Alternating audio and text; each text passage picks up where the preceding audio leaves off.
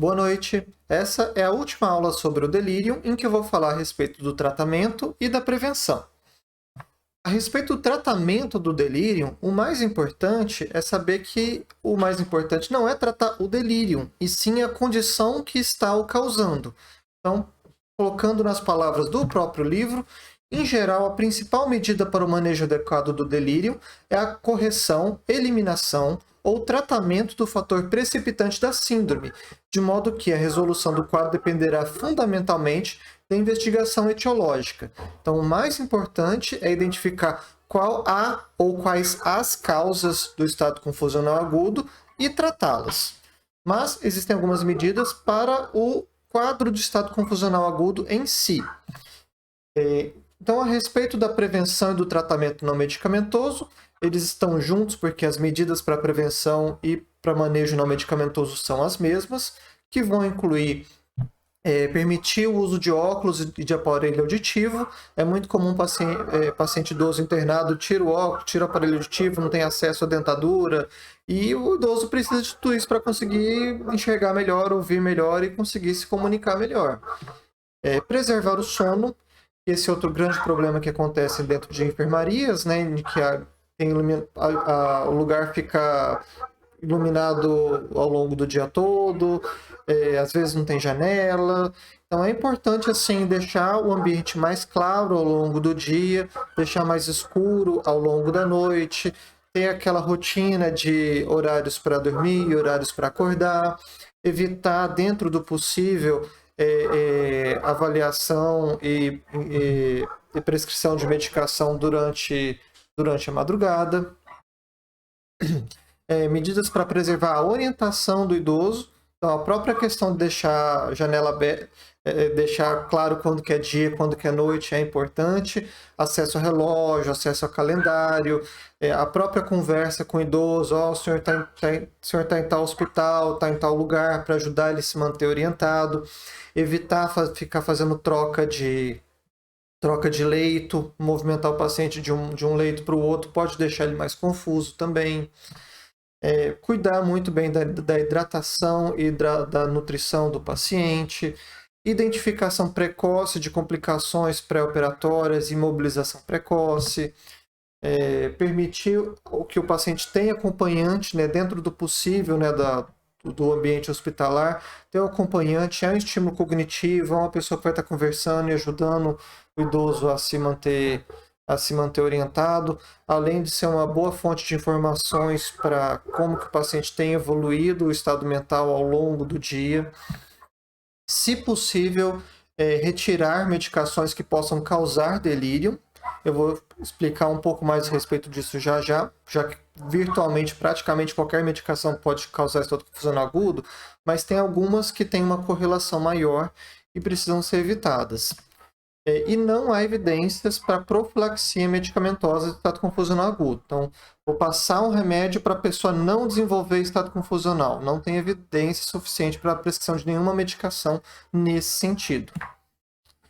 Sobre a prevenção e o tratamento não medicamentoso, aquelas medidas que eu coloquei no slide anterior não são só uma questão de cuidado humanizado, elas possuem evidências científicas de que reduzem a incidência de estado confusional agudo. Esse aqui é um dos primeiros estudos a respeito disso, né, publicado no New England, lá em 99, mas essa estratégia foi replicada em estudos posteriores também. Então, nesse gráfico ele coloca a incidência cumulativa de delírio ao longo dos dias, né? Então, em pretinho aqui o grupo com intervenção e branquinho o grupo controle. E é um estudo assim com N de 852 de pacientes com idade maior ou igual a 70 anos. No grupo intervenção, a prevalência de delírio foi de 10%, quer dizer, uma prevalência até relativamente baixa, né, para uma enfermaria geriátrica.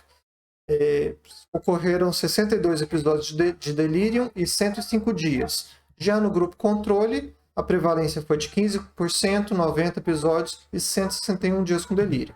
Então, o odds ratio aqui da prevalência mostrou que a intervenção alcançou significância estatística para a prevenção de delírio, redução do número de dias.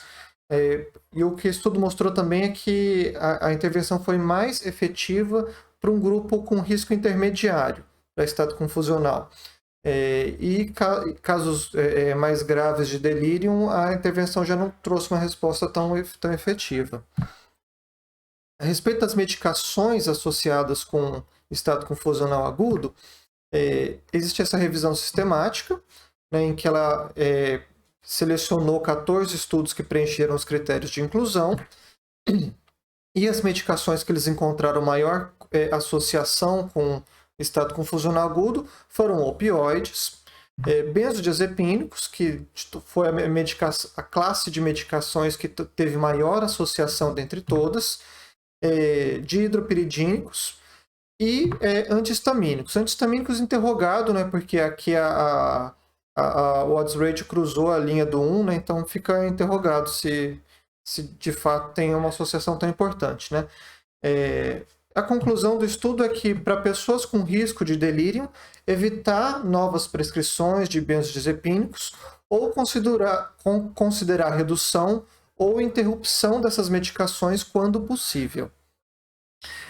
Não quer dizer que existem situações específicas em que vai ser preciso utilizar benzodiazepínico, como paciente com abstinência alcoólica, paciente com crise convulsiva, pacientes que também vão precisar de opioide para manejo de dor, mesmo tendo um risco maior, né? Mas assim, no geral, a gente deve evitar esse tipo de medicação. E a respeito do tratamento medicamentoso para o delírio, lembrando que ele deve ser realizado somente se essa agitação não melhorou com o manejo comportamental, evitar a prescrição de benzodiazepínico. Quando for preciso para manejar a agitação, a medicação mais estudada, mais consagrada é o haloperidol, em doses baixas. Tem referência que chega a falar 0,25 mg de haloperidol até 1 mg de haloperidol por via oral ou por via intramuscular. É possível fazer haloperidol por via endovenosa? Só que é bom evitar essa via, por causa que a administração endovenosa de haloperidol é associada a um maior risco de prolongamento de intervalo QT, torsade-Epoin, e além disso, o uso de haloperidol endovenoso tem um maior risco de provocar sintomas extrapiramidais. Outras medicações que foram estudadas são a risperidona e a olanzapina. Existe inclusive uma pequena revisão, uma pequena meta-análise com haloperidol, risperidona e olanzapina, mostrando que os três foram igualmente eficazes e sem diferença em relação ao efeito colateral. O haloperidol não provocou mais sintoma extrapiramidal que a risperidona e a olanzapina, porque foram utilizadas doses baixas, né, até no máximo 4 mg, quando havendo necessidade de readministração. E também existe estudo com quetiapina e com ziprasidona, que eu esqueci de colocar aqui, com alguns resultados positivos. Bom, os benzodiazepínicos somente vai ser utilizado quando há uma indicação específica para o uso deles, por exemplo, síndrome de abstinência alcoólica ou paciente com um quadro epiléptico ou com episódios convulsivos. E não há evidência suficiente para recomendação de outras medicações para o tratamento de estado confusional agudo. Já foi estudado, por exemplo, inibidor da colinesterase e vários outros remédios, e até tem alguns resultados positivos, mas nada assim que o estudo assim, com um tamanho suficiente, com replicações, para se tornar uma recomendação formal. Quem quiser se aprofundar na temática, essas foram as 3 principais referências que eu utilizei para montar essas aulas. O livro aqui de emergências psiquiátricas, na minha opinião, achei de longe o mais didático e objetivo. O UpToDate, o mais completo, quem quiser se aprofundar para valer, ver assim, qual que é a evidência científica para cada recomendação específica, vai encontrar aqui. E o tratado da USP de São Paulo seria um intermediário entre esses dois. Espero que tenham gostado, um grande abraço e até as próximas aulas.